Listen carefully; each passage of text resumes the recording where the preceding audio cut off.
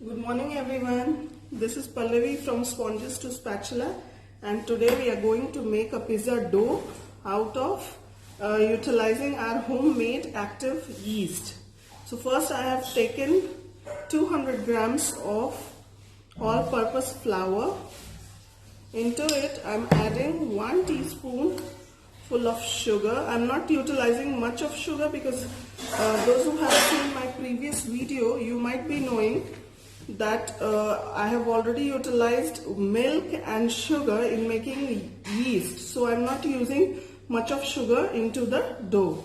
Then I'll be adding 2 tablespoonfuls of oil to it, refined oil, and then we'll be utilizing our active yeast to make our dough.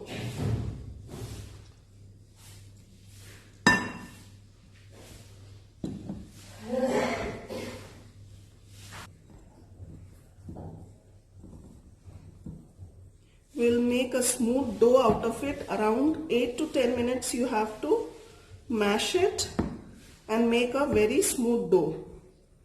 If there is requirement of water, take 1 or 2 teaspoon of water to it and make a loose dough. I think I'll also need 1 or 2 teaspoon of water and make a smooth dough. I've been kneading it for around 5 to 7 minutes and it's already coming together.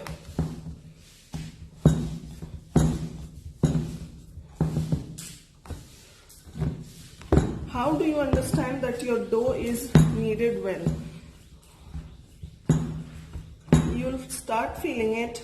It is not sticking anymore in your hands, as well as it's bouncing a little.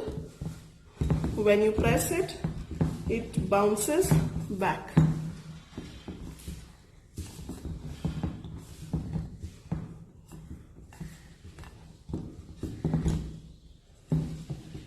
Our dough is ready, you can see. Now there are 2 different methods we utilize in making our pizza base. Either you let the dough rest for 2 hours and then prepare the base, or you roll a small ball out of it and make a shape of circle using your rolling pin and set it on the base in which you are going to bake it already, and then let it sit for around 2 hours. After that you have to bake. In any of the process you have to give the dough at least 2 hours to rest so that the yeast that we have incorporated in the dough gets even more activated and your base becomes fluffy. So we'll see both the methods. I'll divide the dough into 2 parts and use half of it to roll right now, and half I'll show after resting how we make the pizza base. Okay, I'm showing you the first method. Take whichever plate you are going to bake your pizza dough. In whichever plate, properly line it with oil so that your base doesn't stick to it, and keep it aside.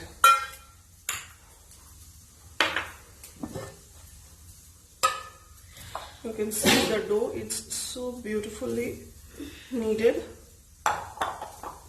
I'm dividing the dough into half and keeping one half aside to show you the other process, and we'll be showing you this one. I'll be baking my pizza base in a frying pan. Dust your work area. Please clean your work area before using it. Use a rolling pin.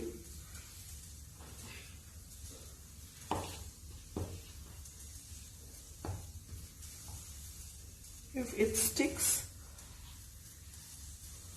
use a little more flour to it and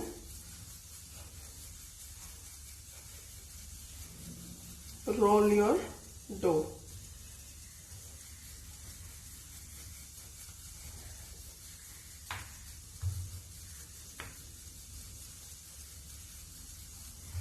It depends that what type of base you want. You want it to be a thicker one or a thinner one. It all depends upon your choice.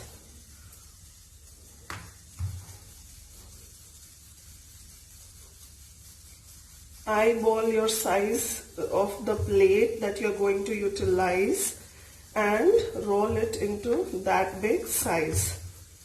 I think mine is perfect for the required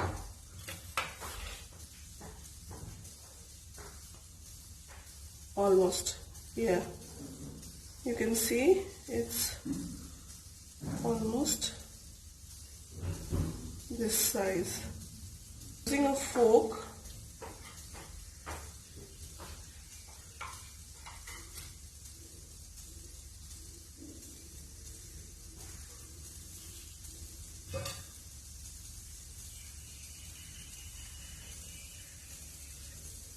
you make such dents in your base.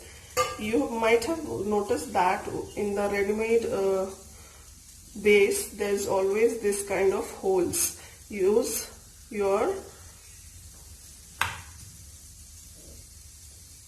fork to make such holes. Now your first method you have already done. Now leave it with cover it with a damp cloth or any lid which properly sits to it, and leave it at a warm place for 2 hours. It will rise a little and then it is ready for getting baked. So I'll show you after 2 hours how it looks. Okay guys, it's been 2 hours and our dough has bloomed so well. You can see it's slightly bouncing back. This is the condition that we want. Our pizza base that we had rolled has also bloomed beautifully. We'll bake this one in our homemade oven. That is, we'll spread some sand over the frying pan and put the lid on it for 10 minutes. Let it get heated up and then we'll bake it for 10 minutes. As for the other process, I'm beginning it with, I will not knead this dough again. I'll slightly just roll it and dust my work surface area with all-purpose flour.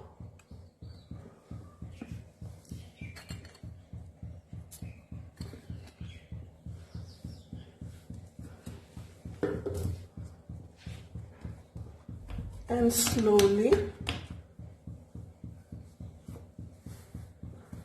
traditionally pizza base were never rolled with using a rolling pin. It was always pressed with the help of your hands and like this. It was spread like this. Since our dough has already bloomed, it's thickened. Again, we'll utilize the same process. We'll prick holes with the help of a fork, just like the store-bought bases.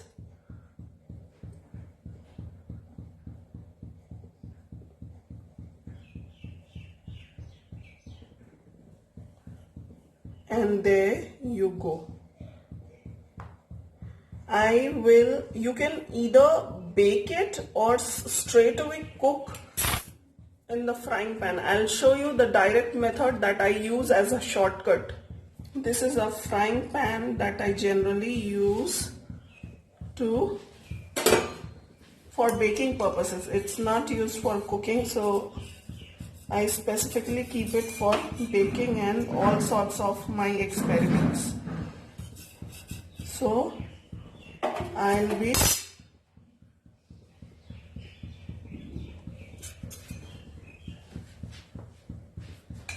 actually it has stuck a little, so it's taking me some time. Please bear with me.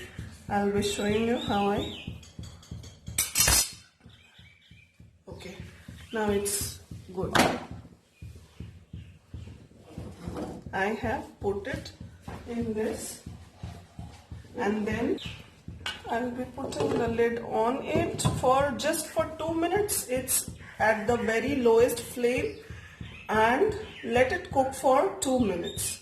After 2 minutes, we'll flip the base and again cook for another 2 minutes, and the base is ready. You can very well store it in your fridge for a week.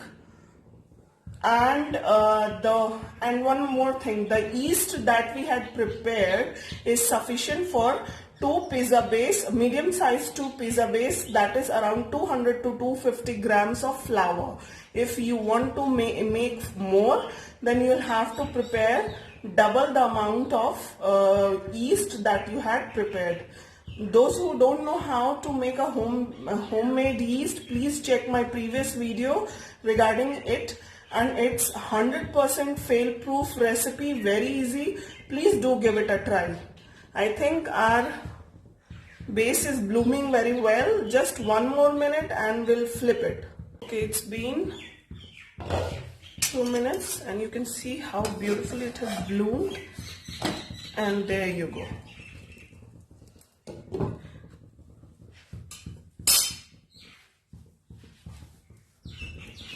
Wait for another 1.5 minutes and your base is ready.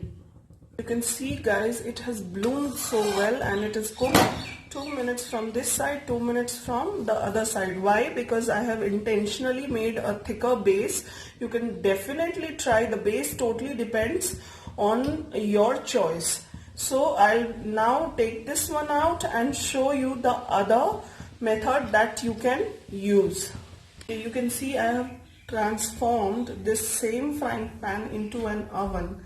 I've added some sand into it and have put the lid on. I let it get heated up for another 5 to 7 minutes, and now I'm switching the flame to the most slow of it, and then I'm putting my plate into this oven. We'll see the time, and we'll be giving just for 5 minutes. We'll be cooking this for another 5 minutes because the base is only 2 millimeters thick. It is very thin base. I intentionally made the two base of different thickness so that you can understand that you can modify it into any shape, any thickness.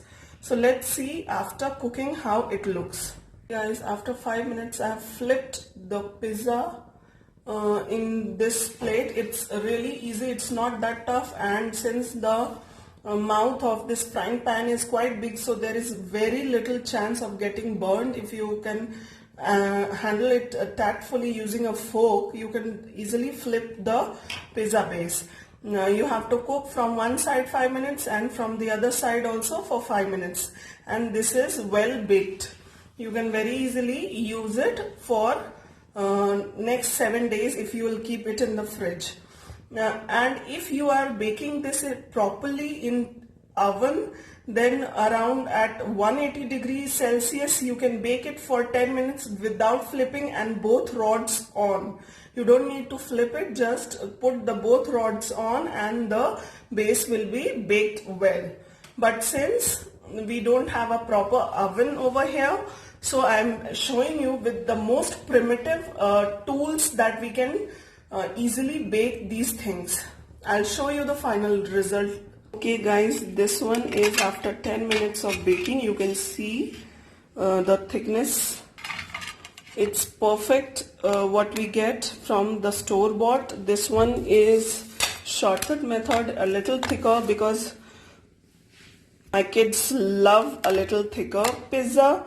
But it's totally up to you what type of pizza base do you want to make. When I make for my customers, obviously I follow the technical and the more professional method, that is the baking part. But when I'm baking for my kids, I usually apply this shortcut method. So both the methods I have taught to you, it's up to you, and please do try it. You can see this is a fail-proof procedure, method, and very easy. Just take out your fear and try this out. You'll love it. Trust me guys, you'll love it. There is no difference from the store-bought. Even it's, I'll say, better than the store-bought. If you like my recipe, do give it a thumbs up. Subscribe to my channel, share with your friends, and do keep on visiting for such kind of shortcut tutorials.